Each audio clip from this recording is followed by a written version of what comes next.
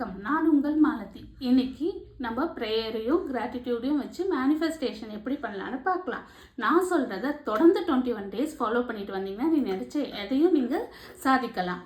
காலையில் எழுந்தோடனே ஃபோனோ மற்ற விஷயங்கள் எதுவும் செய்யறதுக்கு முன்னாடி அமைதியாக ஒரு இடத்துல உட்காந்து 3 தடவை பெருமூச்சு விடுங்க.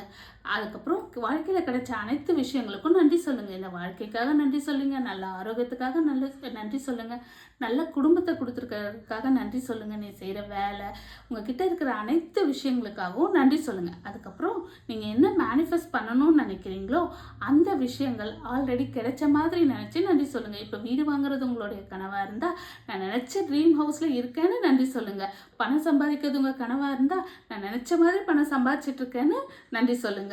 இதை நீங்கள் சொல்லும் போது ஸ்கேர்சிட்டி மைண்ட் செட்டில் இருந்து அபண்டன்ஸ் மைண்ட் செட்டுக்கு வருவீங்க.